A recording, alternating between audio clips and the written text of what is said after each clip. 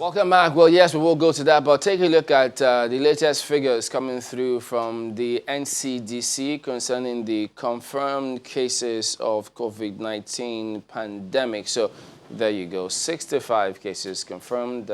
Total discharges are 3, active cases are 61. There's been one death, still that one death, thankfully. Well, and you see the breakdown across states. Lagos leads that infamous list, I should say, with 44 cases, FCT 11, Ogun State with 3, and Bauchi State comes next actually with 2 cases, then Ekiti, Oyo, Osun, Edo, and Rivers with 1 case each. So that's a confirmation across states. So there you go. 14 new cases of COVID-19. You see that in FCT, 1 in FCT, 1 in Bauchi, 12 in Lagos. Of the 14, they say some were detected on a vessel. 6 of them. Yeah, 3 are returning travelers, 2 are close contact of the confirmed cases. And don't forget, part of what we see here are usually contacts of confirmed cases or index cases, but you also had Dr. Dakunde talking about how other countries seem to have, they're able to identify how did people contact this, touching rails and surfaces. Exactly. So that informed how they move, how they've now restricted gatherings to just 2. Oh, wow. I think, something should give us a little of concern. This is another case, where we have contact cases from the seaports. So hitherto we paid attention to airports. In all of this, different states announcing lockdown here, partial lockdown there. Some markets close, essential services keep going on. But the House of Reps, on their part, they come up with what they refer to as the Emergency Economic Stimulus Bill. They passed it, waiting on the Senate to follow suit, and then it becomes law. But some argument as to why does it have to take, will it take effect 2021? Why not now? And then they welcome recommendations. But then, to give us his perspective on this matter, as you may have seen in that welcoming slide, Tope Fashaw is an economist. He joins us from our studios in Abuja. Good morning, and thank you for coming on today. Well, I haven't seen that emergency economic stimulus bill from the House of Reps. What do you think? Right. Thank you very much, guys. It's good to be here. Everything is getting on lockdown here. So I looked at the stimulus bill, although I didn't see quite a number of, I didn't see figures in there. So, but I saw general ideas, as it were. They intend to, grant some concessions on importation of pharmaceutical products. Also they're thinking about some tax breaks, corporate taxes. They're thinking of some, breaks on stamp duty, some exemptions on VAT for some kind of companies, especially the pharmaceutical ones. And I also saw that Honorable Biamila, the Speaker, who moved the motion himself and argued it himself, also talked about mortgages. At that point, I actually became a bit worried because very few Nigerians have mortgages. Our housing sector is yet to be built on mortgages. The mortgages that I know that exist in this country, are taken on by corporate people who have, fairly good jobs, who have fairly good pay, because what they call mortgage in Nigeria, most banks will give you those loans for 5 years at most. A proper mortgage would be anything in the region of 20 years, 25 years. So I believe that is not enough. I think that we're quite inexperienced as a country in terms of managing a crisis such as this. This is wartime. Actually, it's wartime, and it's a time when the government needs to invest back in the people. It's going to be a long-term investment. It's a time when we need to make a lot of sacrifices financially and otherwise for the people in the long term. So whatever palliatives they're putting in place has to cover a lot more people than it's covering now. In fact, the central bank palliative is a lot more robust than what the House of Representatives is thinking. So, we'll look at that. Even at that, the 3.5 trillion, but is not enough. Pardon me to jump in. We'll come to some of those CBN's intervention as well. But speaking about experience, as you referenced, The NMA, only yesterday we're talking about them reactivating the Ebola team to weigh on this one and see how they could also stem the tide, as it were, from their perspective. Do you think that that would be a good way to go? If we did that, what kind of experience do you think we learned really from what happened the last time with Ebola, given the way we're going about this one? Oh, yes, I think we did learn. And Nigeria put up a good fight against Ebola. And I think medically, from the medical perspective, yes, we're showing quite a bit of experience. From the economic perspective is where we're showing the inexperience that I mentioned earlier on. Of course, well, let me say, like in Europe, in most of Europe, especially the United Kingdom that I've studied, their reaction to this quite a bit. They've even had to call back retirees, retired nurses, retired doctors. In some countries, they've actually pressed in medical students, all right, with guarantees to say, well, medical students, you have to get on the field now. We can't wait for you to graduate. But they put a guarantee that if anything goes wrong, the state is going to be responsible. And we have that you know, suffit of talents here as well, which we need to press into service. So if we are bringing back the Ebola team, that's spot on. That's very important because in a way, the Ebola is well, we can't begin to compare viruses, but that virus is an hemorrhagic virus, which makes people bleed from every orifice in their body, which is scary. And you know, as we speak right now, even Lassa fever is killing a lot of people and killing doctors as well. But anybody that has worked in those spheres, in any of those spheres, would actually have a bit of experience about how to handle this thing. So you know, body protection, ensuring that you don't get infected, knowing how to separate people and ensure that people don't begin to mix fluids and so on and so forth. All of the boots on ground that we can get. I heard you speaking with Dr. Dakum just a few minutes ago, and the fact that we don't have the test kits because this is also a new virus that has hit the world. So of course we are pretty much well experienced in terms of managing such crises, especially in the Lagos region, as must be said. However, this is also spreading across the country, and I could see some of those figures. Of course, it is true that if we had more test kits, a lot more people will present. But even if they present, do we have the facilities to take care of all of them, all the deluge? That's why I really love the way the director of Institute of Virology handled that question. A lot of people want to go to hospital. It's even a very dangerous time to go to hospital now. Otherwise, you don't want to complicate your case. But I think that we're doing well on that. The economic front is where we have a problem. What is a very great opportunity for our government to give back to the people at this point, borrowing and copying from what other countries are doing. Now, just before we delve back straight into the economic angle, one of the interventions that the CBN came up with is that 100 billion naira for pharmaceutical sector and all of that. How do you see that playing out now, given the partial lockdown all over the place? How effective do you think that will be in our fight to contend this, to make sure that at least economically we are still stable? Absolutely. In fact, you know what, that itself is a proper emergency, action, if you like, because the first thing that happened when this became a pandemic was India, for example, stopped the export of pharmaceutical products. And, if you check, if you knew what goes on in our pharmaceutical sector, a lot of our imports coming from India, even sometimes from China, in the pharmaceutical sector. So we were faced with a scenario where we're running away from COVID, okay, we're locking down and all of that, but, the global logistics also has taken a hit.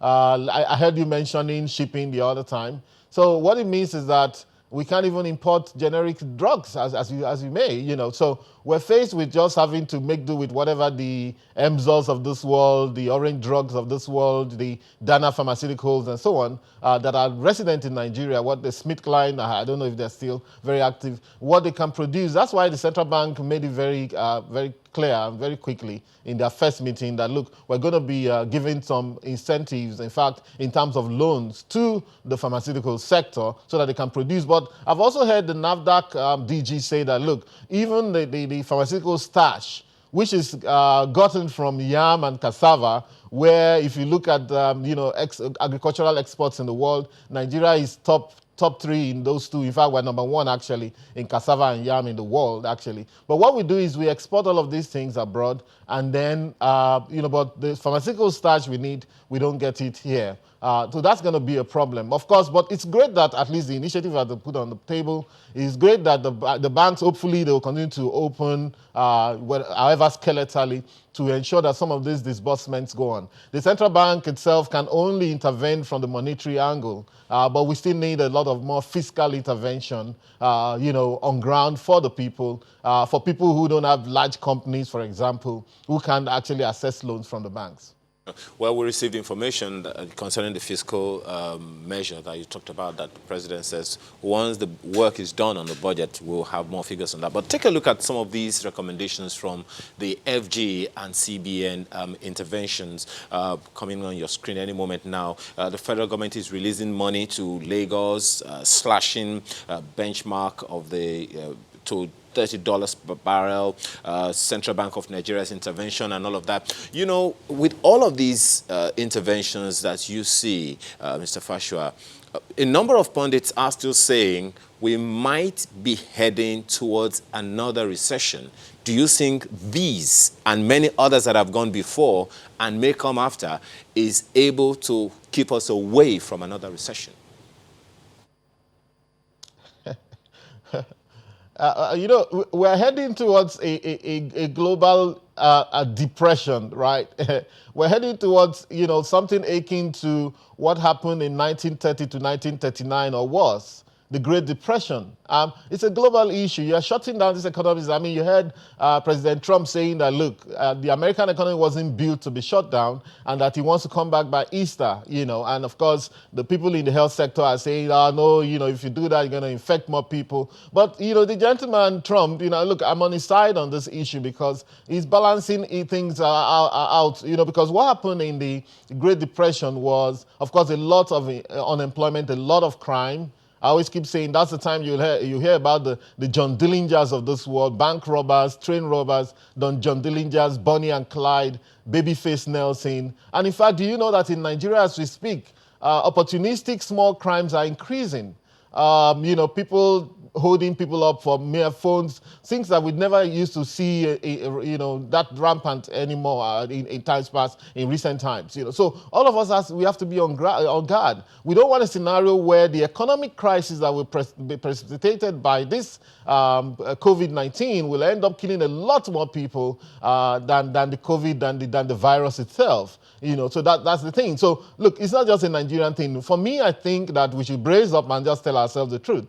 Nigeria is already going to be in a recession. We can't escape a recession. I don't know how we're going to conjure those figures. I mean, we intended to grow. We would have grown by 2% as projected for this year. And all of a sudden, we're shutting down. The economy is kind of a shutdown right now. People are sitting at home.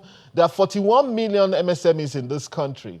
Micro, small, medium, and small micro enterprises and so on. And these guys are 41 million according to the SMEDAN. And this is where most of the employment takes place. I run a couple of them. Well, of course, a couple of days back, I had to send all of my staff home and say, look, I can't risk it, having to get you guys to come down here every day. And so they are sitting down there, no productivity. A number of the programs that we had as a company, all of them, we started getting letters, cancellations, postponements, and so on. So we're just sitting at home. So certainly it's almost clear that we would actually be heading into a recession because, again, in economics, we talk about the lag effect, that sometimes some of the things that you see happening today, you're going to see the effect in maybe in 6 months' time or one year time or 2 years. It's going to be a while for us to clean up what's going on. Again, one of the things we've done in Nigeria is to cut the budget by 1.5 trillion. And I've always said that, that budget itself, ab initio, wasn't enough. Per capita, it's just about $130, $140 per person per year, and which is going to be spent on education, health, and so on. Compared to a place like South Africa, where it's about $2,000, $2,400 per person per year. Angola, about $2,200. All those guys in Algeria is about $800. Pardon me, let me just jump in here, because you mentioned MSMEs earlier, and I mean, they run into millions in the country, and a lot of them are being affected, and will even be affected more during the course of this pandemic. And you see here on the front page that microfinance banks are unlikely to restructure loans for SMEs. But then here's a part: they're calling for a special intervention fund from I believe the CBN or the government. Seeing that right now, what do you advise? How do you advise we go about that, seeing that it's going to be a major challenge, not just for the SMEs, but even for the financial institutions? Yes, you say that it is inevitable that the world will go into a major economic dip, but then we can still find out a way to cushion this for the people. So in that light, what do you suggest? Yeah, fantastic. Like I said earlier on, whereas we are not very experienced in terms of managing a crisis such as this, an economic crisis, because already it's an economic crisis where people are having to sit at home and you're shutting in systems, and global logistics has a problem, international trade is damaged, globalization as a concept itself is questioned, is in jeopardy as we speak. In fact, the concept of capitalism itself is under attack, to say, a very interesting thing is you find out that, libertarians, these are people who talk about the fact that, look, let everybody sort themselves out, government shouldn't be anywhere near anything. They are the same libertarians are asking for bailouts now, whether in Europe or in America, and some of them, even some of the microfinance people are asking for some sort of concessions. Some of them will be libertarians and capitalists as well, but it is what it is, So whereas we don't have that experience, we can still draw from the experience of what's going on around us, I was going to say that I'm not very happy that we cut our budget. Yes.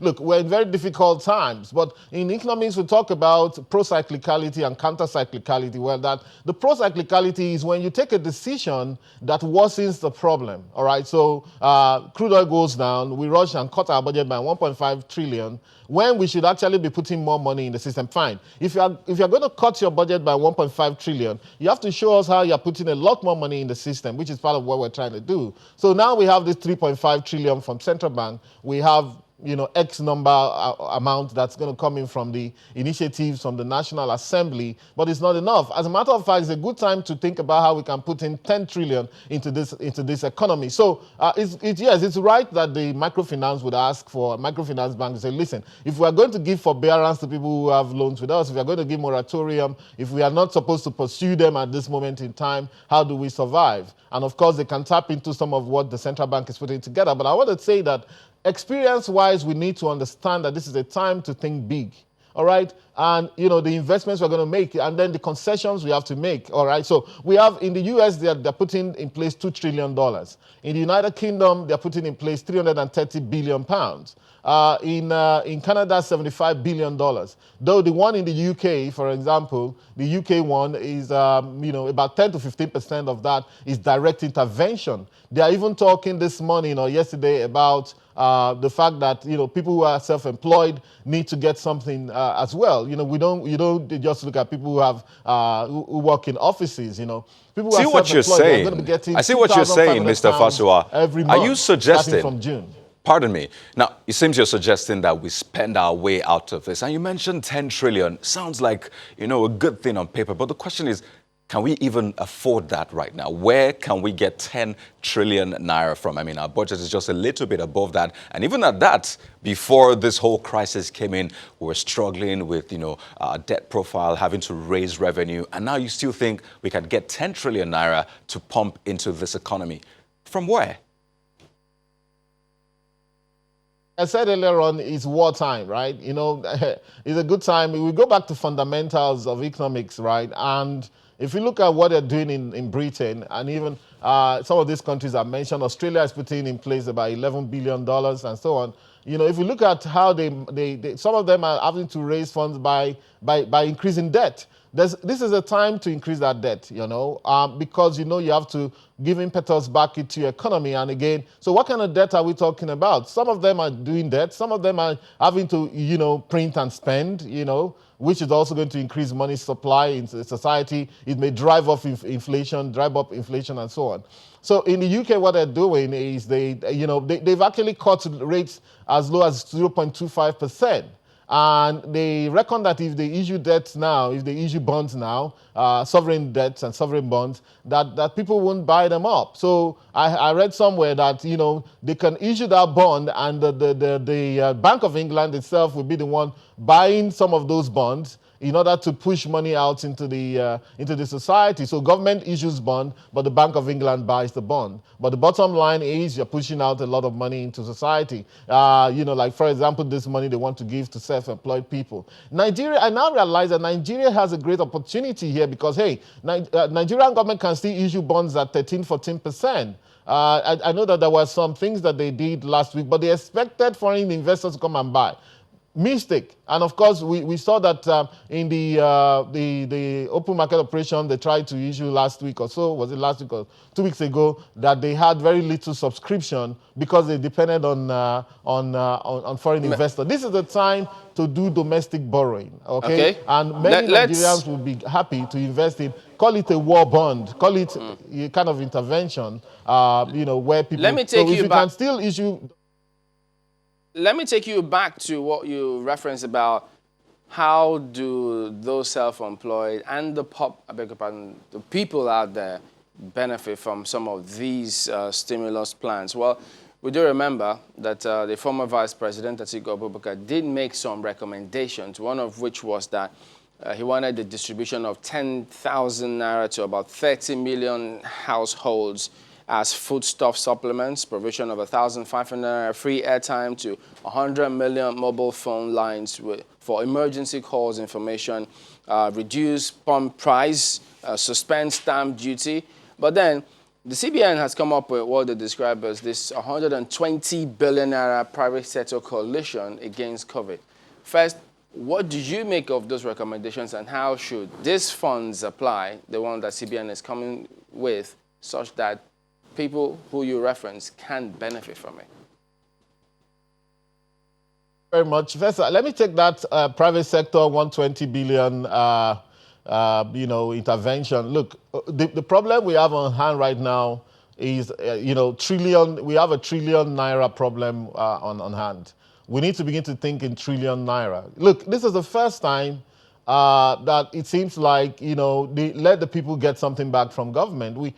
If government was sincere, we would realize that indeed, we have shut out the common man for too long. Now is the time to give something back. Look, if you don't do that, what you're going to have, some of these kind of situations give rise to serious uprising. As a matter of fact, one of the things that have been said by scholars that will happen after COVID-19, number one, government is back, all right? Government is back. We're seeing a scenario where government is now more relevant than before. We're even seeing scenarios where policemen are going inside churches and chasing people out and so on, which never used to happen before. And one of the things they also said is, look, there's going to come some upheavals in some countries. All right, in the realm of what we had, sometime, in the last financial crisis, people used to sit down and in New York and stock in Wall Street and, ground operations and so on. So you don't want something like that to happen. So it's a good time for us. However, if the private sector brought the 120 billion, just as we've heard people like Access Bank, GT, UBA, I think Zenith to an extent, and also people like Folorunsho Lakija have been doing some things and putting their money behind this. It's a good thing. We take what they bring. But you see, it's still back to the government. Let the government not think that they can farm this out to the private sector. That is not happening anywhere else in the world, okay? It's not happening anywhere else in the world. All you have to do is follow and see how some of these countries in the world are trying to manage this scenario, and know that it is actually an opportunity for government to actually step. And again, like I said, it's an investment. It's an investment that you're making in the people. I support what Atiku has said, actually. All right, okay. I do support it. And Mr. Fashua, we'll come back to you to get your thoughts on that specific matter in just a moment. Stay with us. Welcome back. The newspaper headlines notwithstanding, the Lagos State government did release a press release yesterday saying Lagos is not on lockdown. But let's go to the streets now and see how are things playing out there. We've got our correspondent, Ini John Mekwa, who is in the field. Ini, where are you and what is happening where you are? Oh, there you go. Well, thank you so much, Chamberlain. We're at Ikeja, the computer village area. And it's good that you guys are discussing the issue of stimulus package and how to buffer this, because the stores here are locked up. Now, we know that the Lagos State government had shops or markets that deal in food items can stay open, but most of the stores here deal with clothes, they deal with electronics and gadgets, and so they are all locked down. So of course you can imagine the economic impact of this, so which makes your discussion very, very relevant, because this is money not being made and people who need to be taken care of. Another thing we also notice is, even though the Lagos State government had said that buses should only fly at should be only at 60% capacity, well, now before now they still had their 100%, but now the buses are compelled to do that because a lot of people are at home. So normally on a Friday morning you would not be able to stand at the spot that we are, because there would be heavy traffic, there'll be a lot of people, then the newspaper stand would have been filled with people arguing. Now it is empty, and people can just go about. And then we also notice that there's that consciousness, so you see people wearing their masks. Now whether they are doing it the right way, that is another story, but generally we see that Lagos from this area is in a partial shutdown. People who have to go out are on the road, but most of the people are not on the road. Most of the vehicles, the transportation, the public transportation, they are on the road, but most of them are flying half empty, and well, people who are still the hawkers on the road, people who have food items, people who have drinks are still on the road, but the shops are locked up here in Ikeja. Right then, in John Michael, I do appreciate your reporting. Well, the Lagos State government did say, look, if you're not on essential services, if you don't have any of such emergencies, please stay at home. Thank you for your reporting, in John Michael. All right, let's get back to Mr. Fashua and get your concluding thoughts on this one. You were talking about the recommendations of the former vice president, how he wanted some of those things to play themselves out. Could you go ahead, please? Yes, so very quickly, I believe that indeed is a great opportunity for government to reach out to people. We have the BVNs that they could use, even if it's to, it's a good time to surprise the people a little bit. Or you want to send some credit to them via their phones, even though that's going to be very temporary, but it's something. Nigerians wouldn't mind getting some money from the government right now. And, whereas a lot of people who are middle class and so on don't need that kind of money, but you'll be shocked how much difference it could make in the lives of some people who are down and out in this country, and there are quite a number of them. However, government could also use this opportunity to invest in the health systems, because one of the things that needs to change post-COVID-19 is an improvement in the health systems. You can see that most states are floundering, even though they said some of them have, centers where they can take these people to. But if you see the state of some of those centers, it's decrepit. So it's a good time to invest in health centers, in the health sector, and also the educational sector. Give something back to people. Think about what you can do for the people that will last for a bit. And this is what it's about, in my view.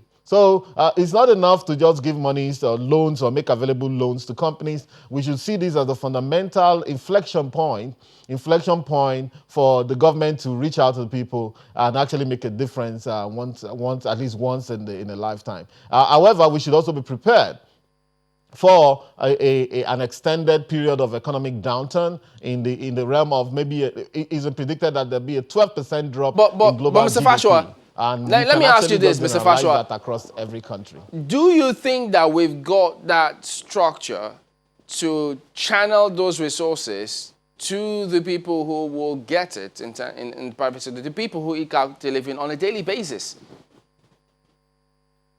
Yeah, we can actually. That's what I'm saying. I mean, it's smart. You thinking about, maybe if you're talking about small amounts of money, you can actually take a chance and send money through phones, for example. That can be done. or using people's BVNs, you can do that. Yeah, that's the thing. But when you're thinking about something that's more long-lasting, then you have a bit of a difficulty. But I think that what we should be doing now is conveying. I can't even see. We need to actually be talking and strategizing, even if we're meeting virtually and all of that. So because we need to get every idea that we can get on board. What I see as thus far is I see a government that's a bit scared of doing the difficult stuff. I see a government that's a bit wary of, look, where are we going to get the money from? We don't want to get into trouble. But but what we should be doing is actually investing in the future. Again, like I said, we can raise the money. The moment you can raise the money, thinking about where to deploy is the second level issue. But we can raise the money by issuing domestic bonds right now for people who have money to invest and lock in money maybe for the next 5-10 years, if you like, at 13, 14%. Not a bad idea. Elsewhere, the problem is that rates have tended towards zero and they cannot raise money because rates are at zero. But you can raise money at 13, 14%, 15 here. You don't have to always look to the foreign investors all the time. When there's money here, you can see what has happened now, that every country has closed up its borders against every other country.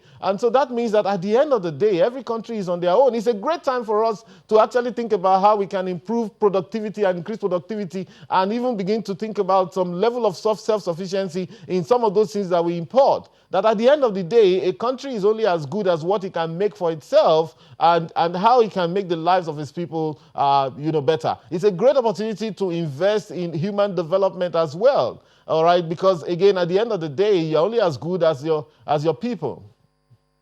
Well, I think across the world, countries have tried to put a time frame to this, saying, well, this might last for 6 months, so brace up. Some are saying, well, it will last until the end of the year. And then, of course, there are the economic ramifications. But from what you're seeing, the trends in Nigeria, how long do you think we need to brace up for? What we need right now is to actually brace up forever. Not only for the disease, but for understanding how economies are run, how societies are run. It's obvious that we haven't run our society and our economies right for too long. I mean, there we were thinking about 37 billion to repair to renovate the National Assembly, and guys insisting on we want our SUV and all of that, and projecting on $60 per barrel and 2.1 million barrels production in a day, and boom, this thing came and hit us right in between the eyes. So that means that as a people, we are not very good at projecting into the future. Not to talk of providing for what they call unknown unknowns, black swan events like this, that in spite of your best laid plans, all of a sudden, the price of crude oil dropped right now to $26, So we need to prepare for that. However, in terms of managing the short term, I would say we should be a bit careful. Maybe we should look at see what happens in the next 2-3 weeks in order for our economy to go back to normal. We can see the run rate of the disease in Nigeria, that we're a bit lucky in this country. Not only because, yes, we're not able to test a lot of people, but also that, because of information flow, a lot of people are preventing, a lot of people are boosting their immunity by, maybe taking their vitamins, and all of those things work. Because when you hear that something is going to kill you, you have to throw everything you have at it, including the kitchen sink. And I think that hopefully this is not going to kill the millions that is projected to kill around the world, much less in Nigeria. It's not going to kill that many numbers of people. However, we must ensure that hunger does not kill the people as well, or that we don't face a scenario where too many people will be laid off. As I speak to you, 3.3 million people in America have filed for an unemployment benefit. Never before. 3.3 million. And of course, that's going on around the world. Oh, so let's come back to Nigeria for a moment also and talk about some of the recommendations that have been made. Yes, you've said that this is a time for governments to take charge, but then you can't take it away from the private sector and companies that provide services. So there have been recommendations for the power sector in a way to cushion this for people from the communication sector. I mean, certain perhaps data companies or pay-as-you-go TV companies. So some of these recommendations, which ones do you think are viable that we need to look into to at least, cushion the effect? And if the money is not coming out yet, at least people can cut their spending on these things. Yes, I mean, that's a good one. But, again, the thing is that the private sector is set up to make money. As much as we want the power sector to give concessions, telecoms to give concessions, we want write-off and discounts and all of that, this is going to also hit the private sector big time, because here is the private sector that can't even do business, all right? As it were, they can't even do business. Like the power sector guys are going to find it difficult after a short while getting their monies in. And of course, we know that they have their own issues anyway, but when people are not earning, if people sit at home in this country, how many companies can afford to pay people for the next 2-3 months and say, well, you're sitting at home, but you get your full salary? All right, so it's great. However, like I said earlier on, we have to prevail and appeal and do some moral suasion and tell whoever can where we can get discounts from. I've even heard people saying we need some discounts from DSTV at this moment. After all, we're going to be sitting at home. So what is DSTV doing? But we must not forget that at the end of the day, all right, this is public sector, public service. At the end of the day, when everything breaks down, the government steps in and government becomes more relevant. I mean, if this is happening elsewhere in the world, also here we should expect that to happen. However, whatever we can get from them by way of moral suasion, yes, we can. Because again, they have to understand, those companies, that it's a good time to invest in those people who have been paying, who have been patronizing them over a long period of time. So all of that is valid. All of that should be put on the table and even more. But let's focus on the basics also. Food, shelter. We've had some things said about how people could manage these instances. Landlords should not harass their tenants too often and so on. Food, shelter, is water and medicine. Those are very, very important things now. Most places, there's no water in this country. We're talking about people washing their hands often and so on, when the water to even drink is a problem. In fact, in every state in this country, I heard that, water supply, public water supply has broken down. I'm not sure there's any state where you can turn your tap and water will come out from the government. So it's a good time to invest in that as well. So we should think about food, water, pharmaceuticals, and of course, we should also think about the environment. And It's a good time for government to invest in all of those. And of course, we can get private sector participation as well. Okay, this is a time we've gotten a lot of medical advice, health advice, wash your hands, use sanitizers, don't touch your face, and all that, which is good. But then economic advice for individuals has been sort of scarce at this period. So if you could advise people how to, handle money, is this a time to save?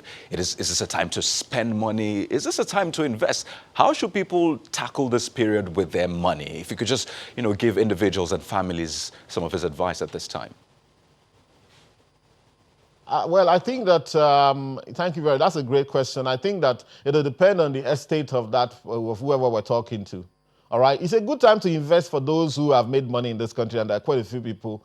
If the government could issue these war bonds, well, I call it war bonds, but I want to treat this period as a war time, really. Perhaps this is a biological war. I don't know, whatever it is, But it's a good time for them to invest if government can bring out that bond, and you can lock in your money for a long period of time, and you know that you're also investing in your country. And of course, the government hardly defaults, will probably never default on any such bonds that may be raised.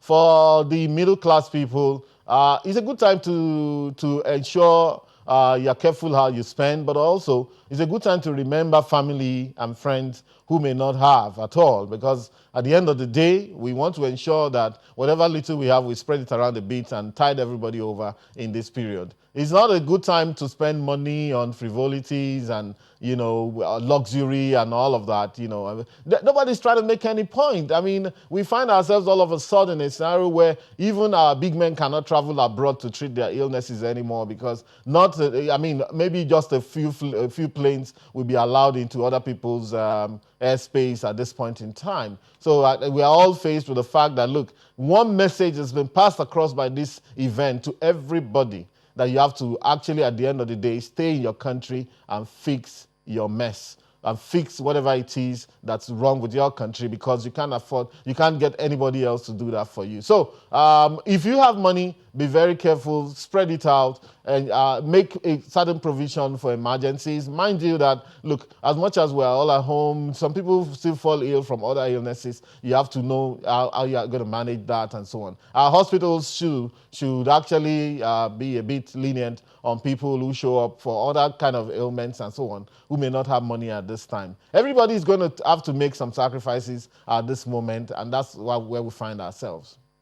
I'm sort of interested in that conversation because I've heard a couple of people say there are opportunities at this time. And I'm thinking, oh, really? Are there opportunities? So is that really true? Are there opportunities that we can actually, latch onto, perhaps as small businesses, medium businesses, at this time that we're going through a partial lockdown and people are even saying maybe there should be a lockdown? Are there some, low-hanging fruits here and there for us?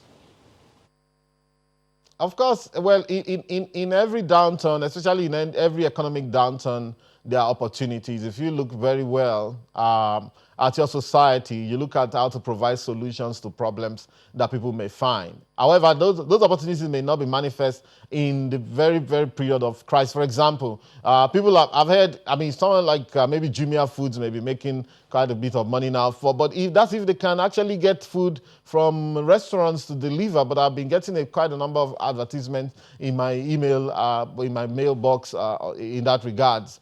So people don't want to go out there and offering, oh, don't worry, we can actually deliver right at your doorstep, no contact. But you see, that crisis period, is still going to be a little bit, it's small. Those opportunities are small. The real opportunities will emerge immediately after the crisis period. So that's why you see that some of the biggest companies in the world were actually formed during crisis period. As a matter of fact, it is when people are in this kind of crisis and also when they don't have a lot of money to spend that they think deeper. So it's a good time to think. Even the period that we have to be locked down at home is a great time to think. Okay, not just to watch movies or whatever. It's a great time to think about, okay, what next after now? There's quite a number of opportunities for us in a growing economy such as Nigeria. All right, then. Yes. It's going to be very interesting to see what happens if people, who live from hand to mouth or eke living on a daily basis after 2 weeks. What happens when government need to extend further and they're faced with those kind of decisions? But we do appreciate your thoughts, your time this morning as well. Talk by Fasher and Economist.